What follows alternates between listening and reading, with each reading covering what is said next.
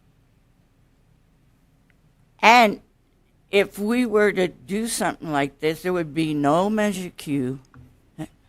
There would be no fire department. So what? We go bankrupt?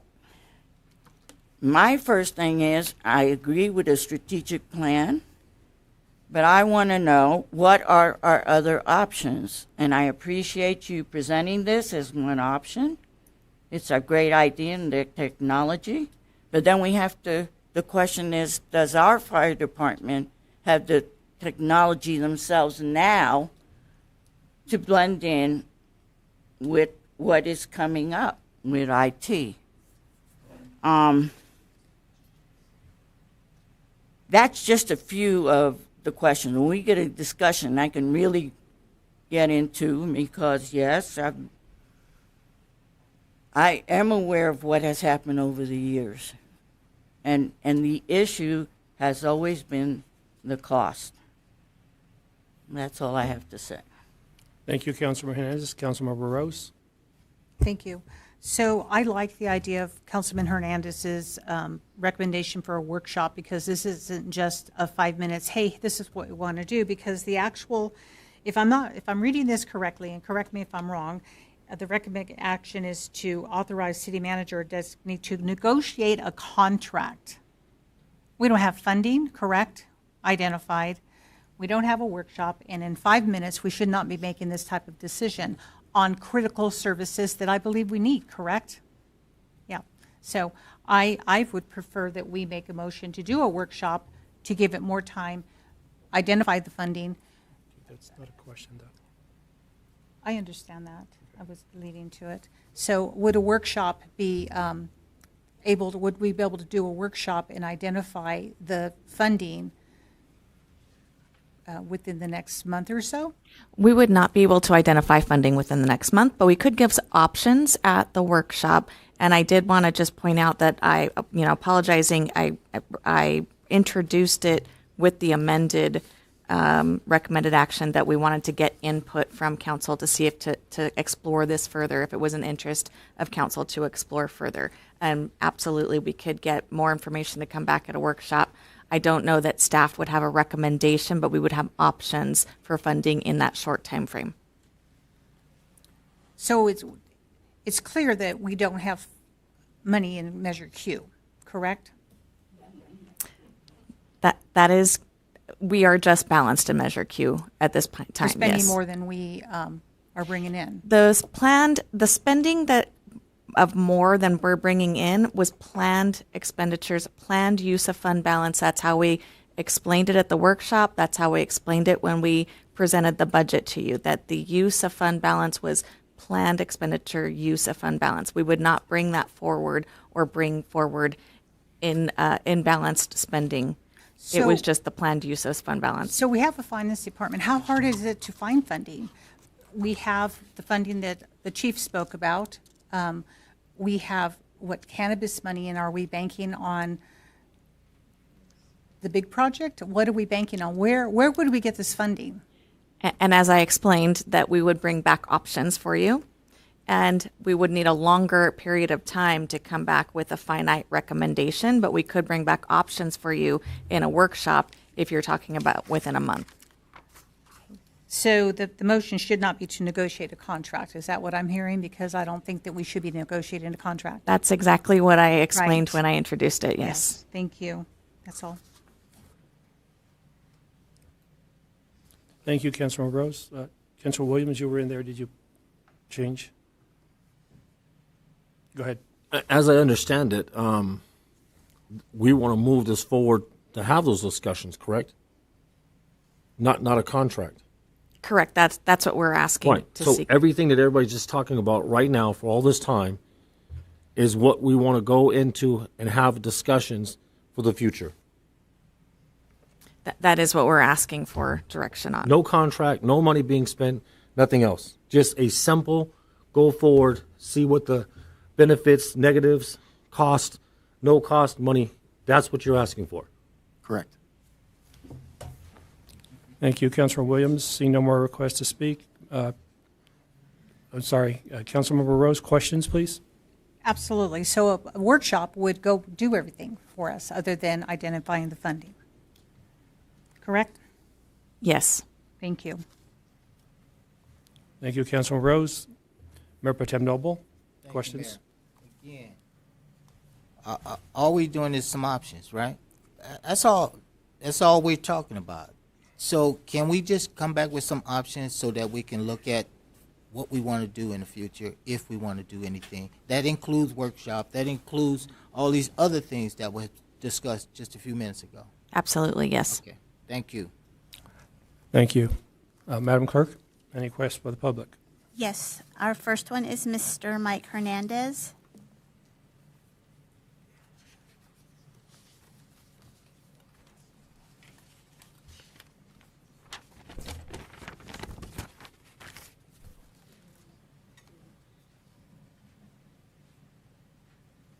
Welcome, Mr. Hernandez.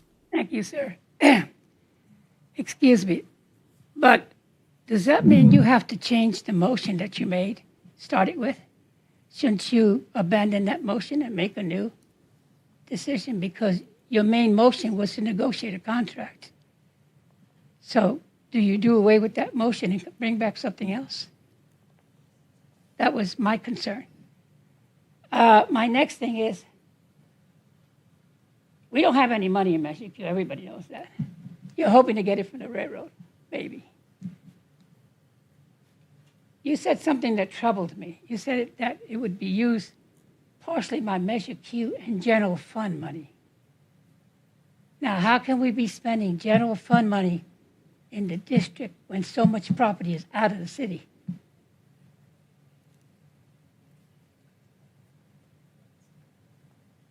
I have a concern about that. You're using taxpayers' money in the city of Barstow to subsidize people that are outside the city of Barstow. That doesn't work out too good for me. Because it's one thing to pay for a service that we receive for our own, but to pay for a service that you're giving someone else out of the area that is not contributing to this. We have enough that we have to carry for other people. Why don't we try and carry our own? Thank you. Thank you, Mr. Hernandez. Our next speaker is Miss Marcia Wiesma.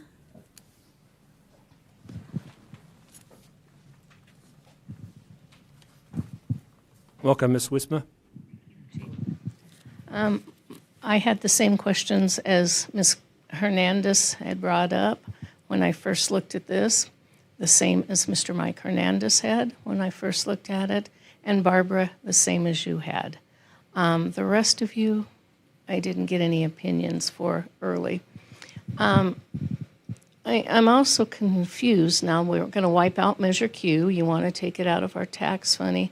Our fire and police people do deserve something, but we can't give them this. We can't deliver it. You're broke, basically. What we do need to focus on is more firemen, more engines, more space, maybe a few more personal dispatchers. It needs to be looked over with a fine-tooth comb. I agree with what everybody's said. It sounds great right now on paper, but it's not fitting Barstow, and I don't think it's going to fit Barstow as it's written. And I'd also like some answer from our city manager is you should change your motion, forget this one, and make the new one. I do think you need to think about it, put it down the road a while, and redo it. Again, if it's not a refit, find something that is. That's part of our jobs. Thank you, Corey. Thank you. And before we move on to more public, I just want to clarify so we don't hear it again. There's been no motion. We have no more comment on this item. Thank you. I'll bring it back to council for questions. Seeing none, we'll go for a motion, then we'll go to comments. Mayor, I'd like to motion that we move forward with the options through a workshop and that would be a starting point. Okay, the motion's for a workshop. Do I have a second? Second. I have a second. Any discussion? Councilmember Rose? Though I appreciate the wonderful presentation and recognize that there is a need for enhancing what we currently have, you know, we desperately would love to see this come forward. What I don't appreciate is that when it's pushed to us and we have a recommendation to say approve the contract, I don't appreciate that because we don't have the funding identified. To say that we're going to pull it from half from Measure Q and from our general fund, I would rather see it, would be more creative, find out where, what the fire department does have to offer and then offset.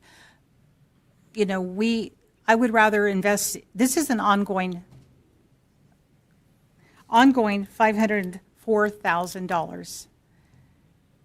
And I would rather, if it's coming out of the general fund, that it goes towards our employees first and foremost, the ones that work every day, show up every day.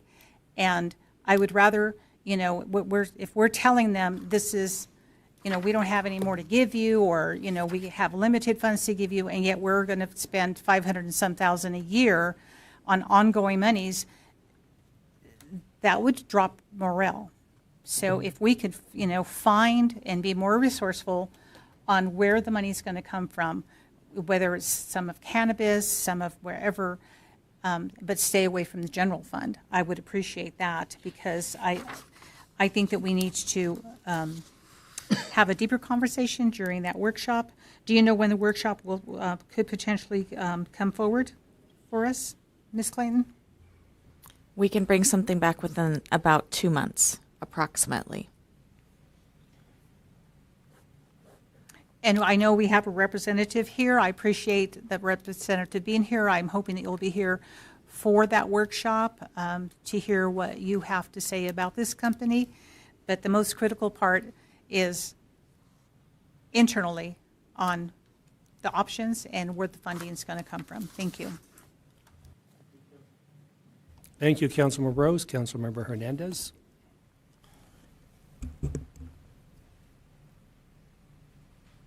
My thought in this in the workshop is considering other options. Because at one time, Apple Valley was doing the dispatch for us, just like they're doing the service on the engine. And to look at the history of how our dispatch and the whole process and why those changes were made. So it's not just a work, I want an in-depth history so we all have an understanding, because some of us have been around and others not. So everybody has that information so they can make an informed decision. And that is, I agree with Councilwoman Rose, when I saw the amount and to negotiate, that really bothered me. So I appreciate that my fellow council members are noticing what we can and cannot afford and are looking at it in that perspective. And yes, we are looking forward to big. And I agree with the city manager that it is strategic planning that we have to look at. Because at this point, we don't know what the future holds. We only know the present. And I know there's a lot of things that I want, but the issue is what can I afford and how can I serve my community and at what cost in comparison to other cities. What is our fair share? If that's our fair share, my God, how much money is this going to cost us in the future? And we can update our technology within what we can afford. So I think Confair is great. It's a great concept and a great idea, but we have to look at it within our community that we are servicing, and what can and we cannot afford ambulance services and all. There's so many things to consider in regards to this presentation. So thank you. And I wanted Thank to you. also thank you for bringing up the Apple Valley providing service before. I did not have that history and that historical knowledge, so we will absolutely include that information.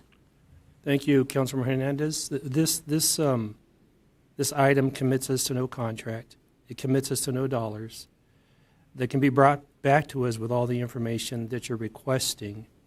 I fail to see the need for a workshop. We don't need to be involved in negotiations. I'm going to make a subsequent motion to approve the Fire District Administrator to negotiate a contract, bring it back to Council or Fire Board for approval, and also identify the funding sources. Do I have a second?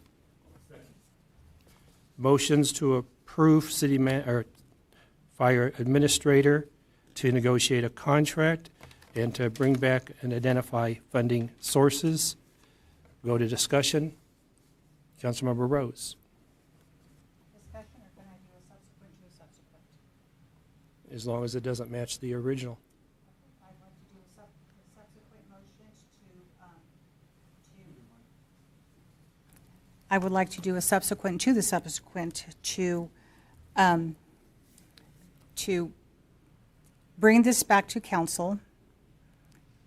And it can't be a workshop because it can't be the original, but it could be a presentation so that we can make a better informed decision on what the options are. Okay, I have a motion by Councilmember Rose to bring it back as a presentation, a second by Councilmember Hernandez. The maximum votes or motions allowed are 3, so we will vote on the most current, which is on the table. And any discussion on that? Seeing none, I'll call for the vote on the motion to bring it back as a presentation. This is the third motion. Call for the vote.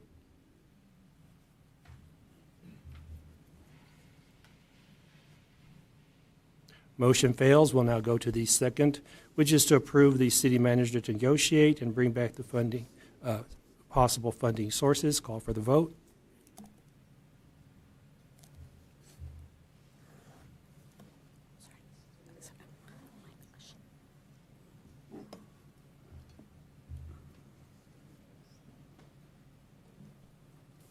And the motion passes. Motion passes. We won't go on to the original motion. With that, we will go on to public safety update. Fire Chief, you're back up.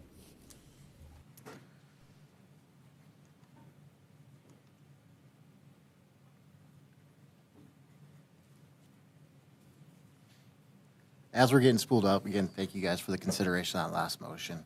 As we're getting into the month of July, we're going to do a review. Obviously, as notable, we've been pretty busy over the month of July with the public safety update. This last month, we ran 675 calls, which are up about 11% from last month, in which our responders, actually just yesterday, Station 1 ran 21 calls for service in a 24-hour period, which is a higher than the norm. And some of those were due to the extreme heat considerations we're actually engaged in now. Typical response, we had 503 EMS responses. We had 62 fire responses, which actually 3 of those were actually working structure fires. With traffic accidents, we had 29. Public services, we had 40. Typical various fire investigations as far as alarm ringing and any of that nature. 22 with fire alarm installations and or responses was 11, with 2 mutual aid responses to our cooperators. We had 1,665 unit responses out within the community. As we stated, like we stated last update, we did have the Nash fire last month, about a month ago, which, like I said, ended up to be about 156 acres, which engaged our cooperators federally and state and county. And under agreements, and like I stated, we had significant assistance by them to help backfill as well as respond. These are just typical shots that were highlighted throughout the incident. As you can see on the upper left, that's actually all of our cooperators and commanders, on-scene commanders, working in cooperation and trying to figure out the mapping as well as who's direct protection authority and who's going to be paying for what and cost sharing agreements. With that being said, we've had a couple other notable incidents within the community in the last 24 hours. We've had numerous responses out into the wilderness as far as with some various vegetation fires and encampment fires, which you might have seen the drift smoke with hopefully from the views of your internet versus outside running around in the 110-degree heat. We did have 443 training hours last month for our crews, which was a little bit lower than last, but also because of the responses that they were engaged in. The training topics were EMS aquatic emergencies, environmental emergencies, and fireground communications. We did determine that there was a after-action review of our national incident, which was to reinforce our federal communications with our cooperators, since that's a low-frequency chain of communications with our federal partners. So we did a little rehash training with all of our on-duty crews to kind of make sure that we're up and our radios are in tune and the guys know how to get to appropriate frequencies for federal responses. Also, we had a multi-agency cooperators meeting in MCLB last week, in which the topic was communications and escalated threat responses onto the government and DoD installations. So we're working with our CONFIRE partners as well as our military partners, Fort Irwin, the Marine Corps base, as well as CAL FIRE, whose dispatches out for the volunteer agencies to meet the needs in case we all have to respond onto the base for any type of active shooter, any type of fire, or any type of hazardous material or seaborne response. With that being said, that's a pretty quick brief and overall overview, and if there's any follow-up questions, feel free. I can open. That's the end of the report for the monthly update, so I'm open for questions. Thank you, Chief Cisneros. Councilmember Williams has questions. Yes. Are we working on the cost recovery for the fire out there in the county? For our time? For ours, so the cost recovery was coming under agreement. We're still trying under investigation to see if we could pinpoint the actual cause of origin, which is still under investigation, so I can't comment on that just yet. Okay. So, But there you're may looking be a at further cost cost recovery consideration depending on the outcome. Thank you. Thank you, Councilman Williams. Mayor Pro Tem Noble. Thank you, Mayor. It just referenced the fires that's happened in Spokane. Have we sent anyone, or are we anticipating sending anyone up there to support? So currently our region's in significant drawdown. So we have numerous resources from other agencies. In fact, I forgot to highlight that actually over the weekend, our Type 3 brush engine, the four-wheel drive engine, was on assignment to San Bernardino for what we call a pre-position through State Cal OES. So that's where they muster up 5 alike engines, as well as they had a dozer, a crew, dispatchers for CONFIRE on the dispatch or on the resource order as well. So our our Type 3 was down in San Bernardino for 3 days and came back yesterday morning, which is a 100% cost recoverable event to the district. So we're participating that way, but we do have the county is actually in drawdown, and Chief Bell can actually highlight what our exact drawdown is. But we have approximately over, I'd say, 100 single resource individuals, or I should say resource individuals, as well as engine companies out of county at this time. So our county is pretty strapped to help our northern cooperators, which are in dire need, as you can see on the news. Yeah. All right. Thank you. Thank you, Chief. Hold on, I buried my agenda. I think we're on committee reports as I look for my agenda. Is that correct? Okay, Councilmember Hernandez, committee reports. There will be a street committee meeting tomorrow at 5 o'clock here in the council chambers, and the public is invited. Thank you. Mayor Pro Tem Noble. Thank you, Mayor. Committee reports. We have the, hold on a second here. Let me bring it up. Our next military affairs meeting is going to be happening on the 11th of August, and then also we're going to have the Victor Valley Transit Authority meeting here in the Barstow Chamber on the 17th of August. And that's all I have. Thank you. Councilmember Rose. I'll defer to you, Mayor. Councilmember Williams. I have none. Thank you. City Manager, have we're rescheduling rules and policy. Do we have a date yet?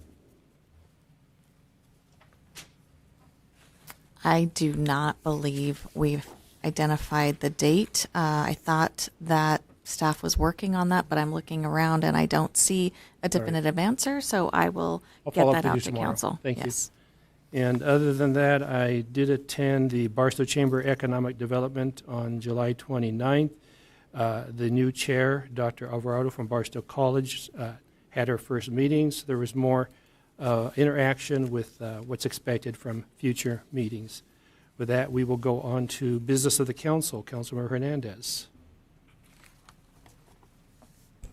It was brought to my attention there is still concern over the Desert Inn, and I know that we had discussed it over code enforcement issues, so if we could have an update on that. And my other concern is where the Vaughn Shopping Center, that seems to be a dump location for trailers. There's one on the side that says pick and save, and there were at least 4 in that parking lot.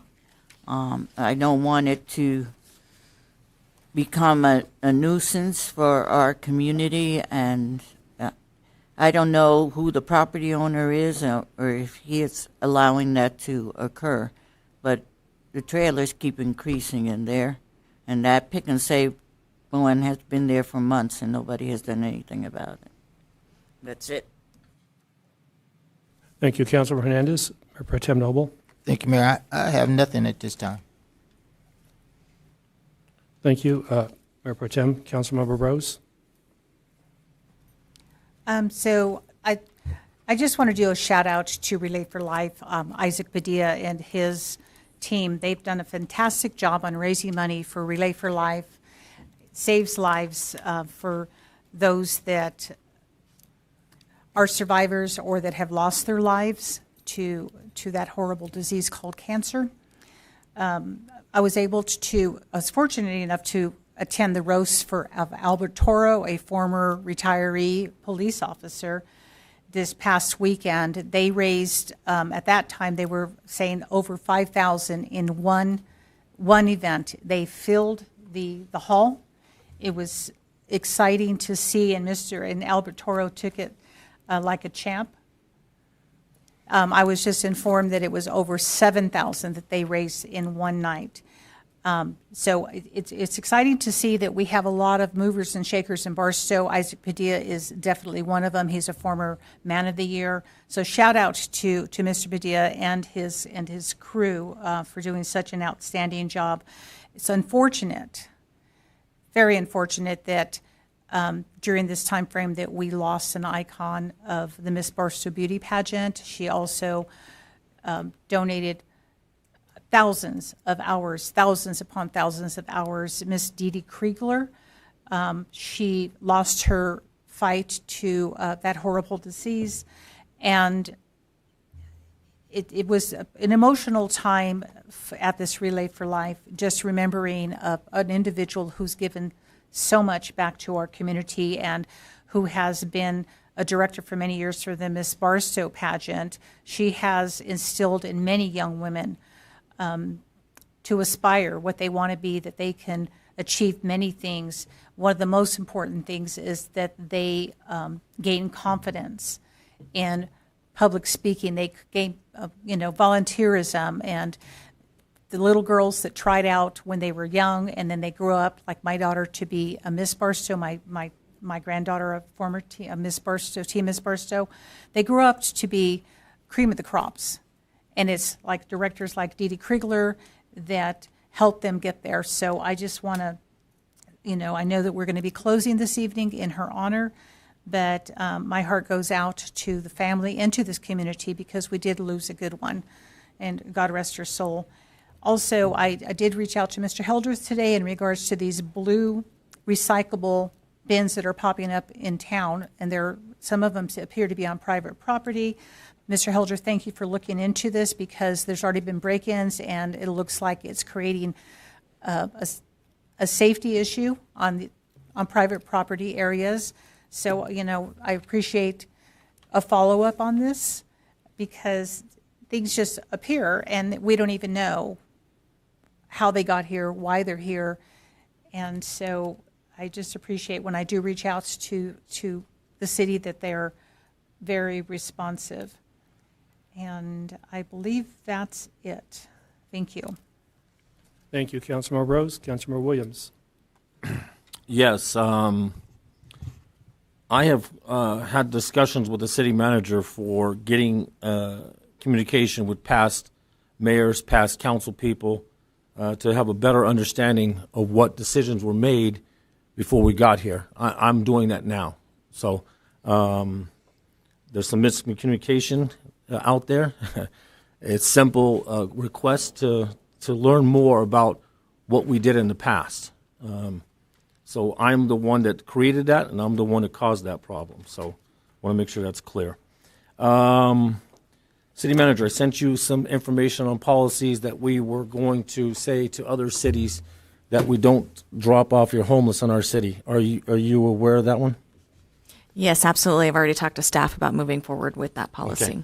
I was in contact with many cities, and a lot of cities from Riverside and all around are starting to do that. I'm having a lot of communication with those folks as well. I've also had that discussion with the mayor on our Action Homeless Committee. Regional, we're getting ready to start something that's pretty amazing. We're going to start working with other cities. The mayor is going to be joining that with me for the regional action committee with other cities. Discussions of dropping people off, where they're coming from, and everything else. So have a better understanding. Why? The Olympics are coming.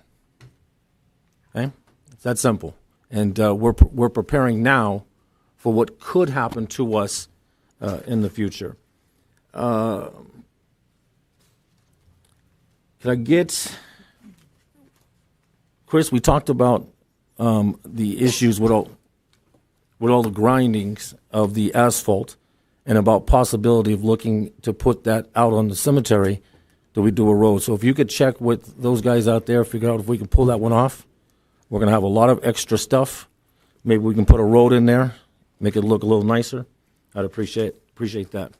Today, I got an update from the staff of Paul Cook. Chris, could you tell me an update on the cemetery, and with that update, or do you know about it?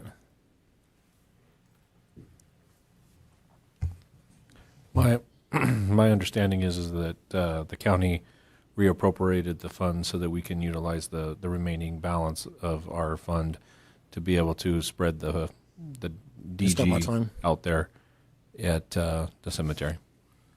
What does that mean to us? I mean, it means we're going to get some. We're going to be able to use some money, right? Yeah, that's all. That's what I wanted to hear. If we could make sure that we get the message back to my cemetery action committee director, I appreciate it. So, homeless action committee town hall meeting Thursday. I know we're having Homeward Bound. Right after that, we'll be doing that. We had a great discussion with Monday with our fire chief and the police chief and staff. Correct, guys? Learned a lot, didn't we? So Thursday, all those numbers are going to come out, and how shocking things that we're doing. So I'm very, very proud of staff and our police department, fire department, because I will say this. Maybe I'm wrong, maybe I'm not. Would you say you guys are working as a team better now than we've ever had before? And this subject with homeless is absolutely been created positive things out of both departments, correct? We got officers taking those in need straight to the shelter. We got our fire department taking them straight to the shelter, right off the street. Mayor Pro Tem Noble said something at the last meeting. He said he was super proud of what is happening and everything else and how much the city is changing. Mr. Noble, you're absolutely right. We are doing some amazing things out there. So with that said, I want to make sure that both departments, including Public Works, how much we appreciate what you guys are doing. I want to thank the amazing business owners. I got some amazing people surrounded around me right now that are coming in here and helping us fund stuff with the homeless. Amazing people. I just shared something with the mayor a couple of days ago of maybe a pretty big donation to help out. And that's the goal here. Bring our business owners, bring our staff together, our first responders together, and create an environment that we can make positive decisions on what is needed for those folks. To the mayor, thank you. We put that gentleman on the bus. That gentleman got checked out of the hospital, and I'm going to tell you right now, he wouldn't have made it. There is no way. We got on the phone. We tracked down his relatives.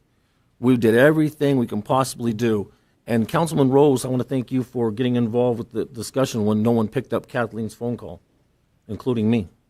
That's the kind of teamwork that we're looking for. That's the kind of situation that we can all be proud of, right? This older gentleman who could not walk, we don't even know how he was driving a car. Have no idea. But one phone call, multiple actions, that gentleman is in Las Vegas with his family. Thank you to Councilman Rose and Mayor for your help on that. Thank you. Thank you, Councilman Williams. So as mentioned earlier, we're going to close the meeting tonight in honor and memory of Mrs. Dee Dee Krigler. I'm going to do something I don't do often. I don't even know if I've ever done it. I'm going to read my statement because there's no way I could remember everything that this fabulous lady did for Barstow. So I'd like to take a moment to recognize the passing of someone who truly helped shape the heart of Barstow, Mrs. Dee Dee Krigler. There are people who serve because they are asked, and there are people like Dee Dee who simply serve because that's who they are. For decades, Dee Dee gave her time, her energy, and her heart to this community. She didn't seek recognition, she pursued results. She wanted Barstow to be stronger, more united, and full of opportunities for others, especially our youth. Whether it was through the Miss Barstow pageant, the United Way, military support organizations, community events, or countless volunteer efforts, Dee Dee was always there. If there was a fundraiser, she was helping organize it. If there was a young person who needed encouragement, she was there to mentor them. If there was a cause that benefited Barstow, chances are Dee Dee had already rolled up her sleeves and gotten to work. One of the things that I admired most about her was that she understood what community really means. It's not just about where we live, it's how we care for one another. Dee Dee lived that every single day. She built friendships that lasted a lifetime. She inspired volunteers to become leaders, and she made people feel as if they belonged. One of my most valued honors as mayor is I have the privilege of meeting people who have made a difference in Barstow. Dee Dee will always stand out as one of those individuals whose influence reached far beyond any title she ever held. Her legacy isn't measured by awards or recognition. It's measured by the countless lives she touched, the confidence she instilled in the young, the organizations that she strengthened, and the example she set for all of us. Our community is better because Dee Dee called Barstow home.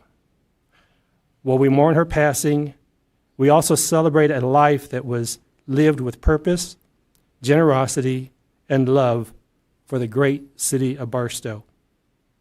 On behalf of the Barstow City Council, the entire city of Barstow, I extend our heartfelt condolences to the Krigler family, Dee Dee's many friends, and everyone who had the privilege of knowing her. Dee Dee, we thank you for the years of service, your firm commitment to our community, and for leaving Barstow better than you found it. You will deeply be missed, but your legacy will continue to live on through the people and the community that you helped build. With that, I ask that I give now a minute of my time in memory of Dee Dee Krigler. Moment of silence, please.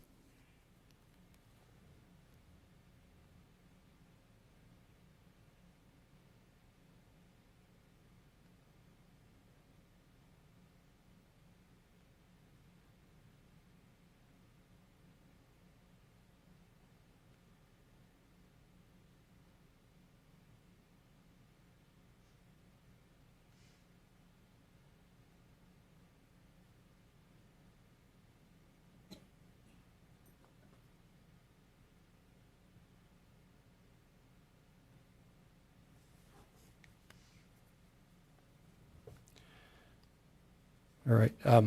My watch died, so hopefully that was close to a minute. Dee Dee, thank you. And I did do some events, but I don't have time to mention. And the last thing I want to say is happy birthday to my daughter Taylor, who turns 26 today. And happy birthday to my son Tristan, who turns 20 today. Yes, they were both born on the same day, 6 years apart.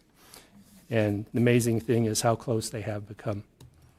With that, we will go to, I believe you're up, City Manager.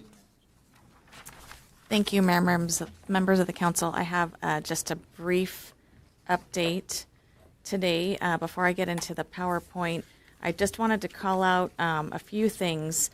One, that I wanted to answer Mr. Hernandez from earlier on some requests for information that he'd presented previously. We did provide a lot of that information when we provided the budget update.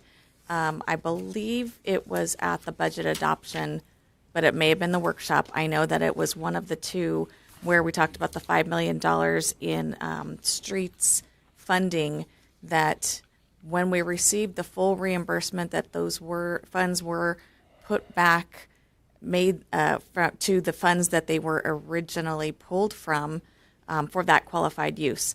But I'm happy to get with you to give you more information. But I just wanted to call out that we did provide some of that information during, like I said, it was either budget adoption or budget workshop. So I will follow up on that and the Measure I information. I did get notice from Maribel Hernandez from the City Clerk's office that we do have rules and policy scheduled for August 11th. And that will go out to council to get on your calendars. And I will move forward with the brief update. We have just a few, I believe these were already called out. Streets Committee is tomorrow at 5. Homeward Bound is Thursday at 5. Planning Commission is next Monday. Tuesday, again, we'll, August 11th, have the Rules and Policy rescheduled meeting from, it was supposed to occur a few weeks ago. And then the next council meeting will be August 18th. We have a brief video from Tony Cabrera from Channel 7 ABC News that was here to interview the mayor and Chief Cisneros at the Harvey House.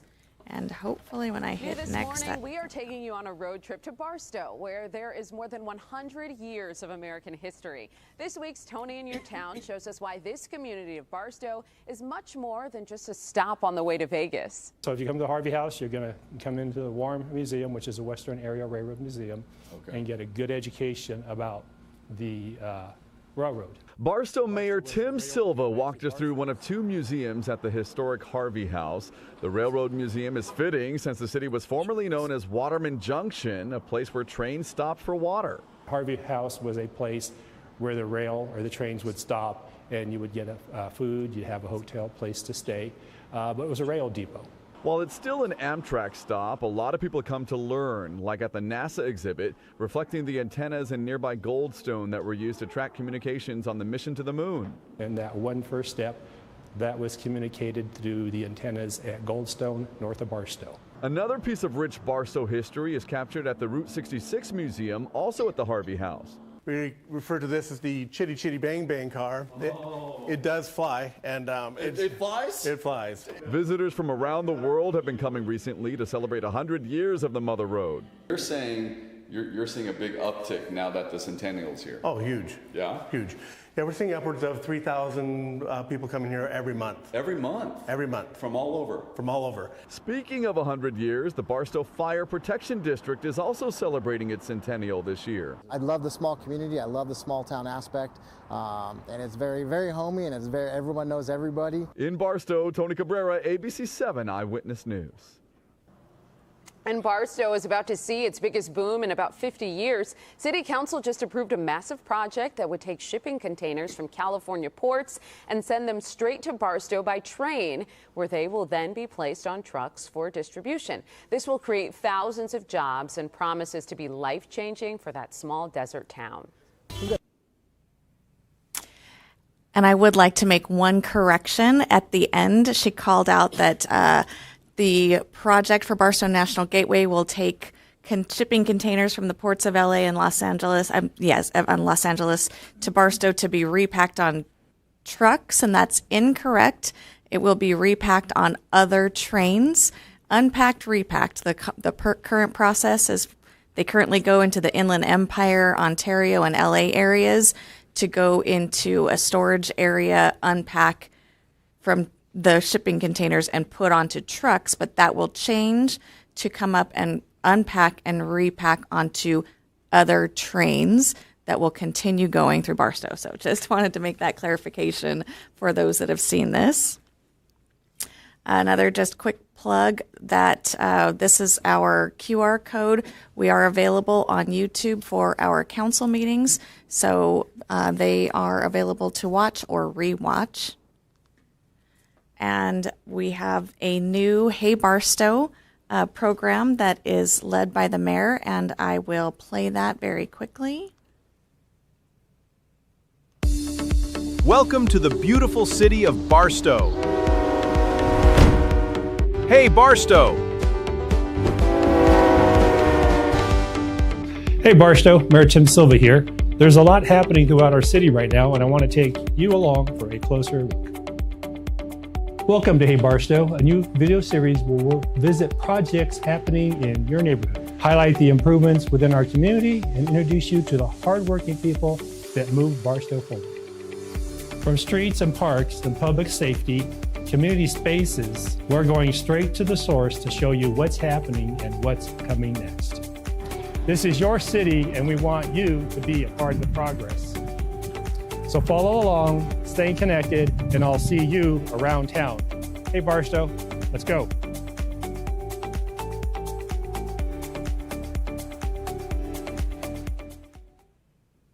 That was episode 1, and now we will go into episode 2.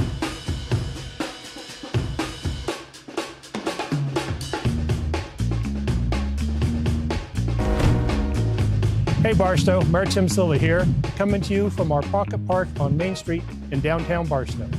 This site, along with other areas on Main Street, will be receiving extensive improvements as we prepare for the Route 66 Centennial. The enhancements planned for this park will create a refreshed and welcoming place for residents, visitors, and Route 66 travelers to stop, gather, and enjoy a piece of Barstow's history. But before this transformation is complete, this park needs a name, and we want you, the community, to be a part of it. We're inviting the community to submit or vote on a name that reflects the Barstow history, character, and Route 66 spirit. So scan the QR code above or visit the link below to submit your suggestion before the deadline on August 16th. These improvements are part of the exciting work coming to Main Street this year. Hey Barstow, help us name this park and leave your mark on our city's future.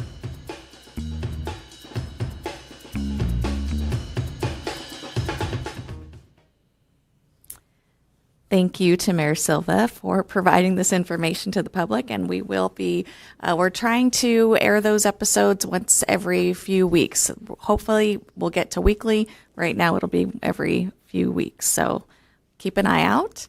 And with that, the last update I have is that the fire department's craft night is coming up on August 12th. We have the QR code here, Dana Park Building, from 5 to 7. And I do want to turn it over to City Attorney Jared to provide an additional update. Thank you. Mr. Mayor, there were 4 items on closed session agenda. There was one item we did not discuss earlier, and that's conference with legal counsel regarding anticipated litigation, one potential case. That matter, as it turns out, we would not need to go back into closed session to discuss that item, and the issue does not need to be discussed tonight.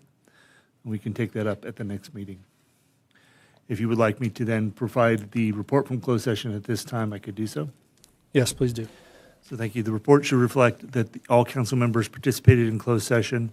As to the item 1, conference with labor negotiators, that item was discussed. There was no reportable action, nothing further to report.